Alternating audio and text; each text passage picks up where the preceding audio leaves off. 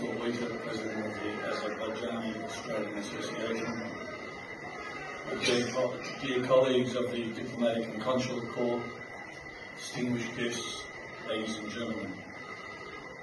On behalf of Mr. Volodymyr Shilkivsky, the Chargé d'Affaires at the Ukrainian Embassy, and myself as the Honorary Consul, I take this opportunity to thank Mr. Oyter and the Azerbaijani community for inviting me this evening and asking me to share with you a few words about the tragedy that has unfolded in the sovereign territory of Ukraine.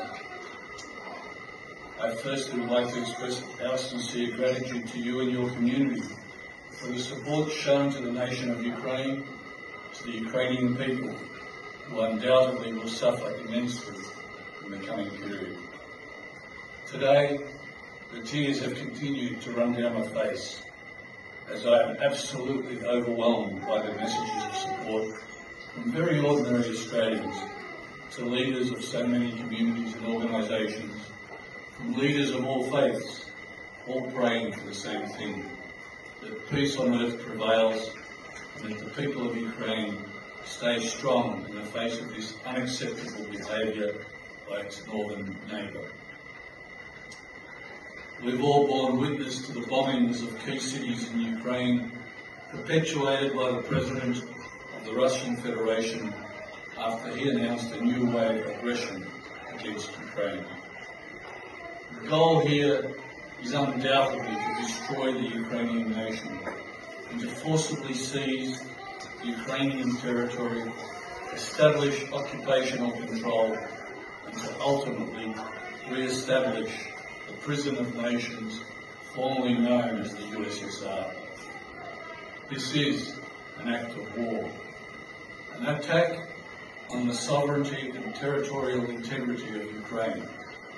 It is a brutal violation of the UN Charter and the principles of international law, all instigated, it seems, by an unstable, barbaric despot who has no regard for historical facts or any other facts for that matter, and absolutely no regard for human life, and a total disregard for world peace and stability. As Ukraine's United Nations ambassador said the other day in a Security Council meeting, war criminals go directly to hell. There is no purgatory for them. And the process to ensure that Putin faces war crimes charges have already begun. Ukraine has activated its right to defend itself in accordance with international law. The combat spirit of Ukraine is high, and our defenders are ready to decisively respond to this aggressor and to protect Ukrainian soil with all of their strength. We call on our partners and our friends to immediately enact a package of new sanctions, sanctions with real bite. And lastly, we ask that our friendly capitals, our friendly nations, continue to strengthen Ukraine's defence capabilities by providing both lethal and non-lethal military equipment. Ukrainian lives, the security of Ukrainian citizens, and just as importantly, the security and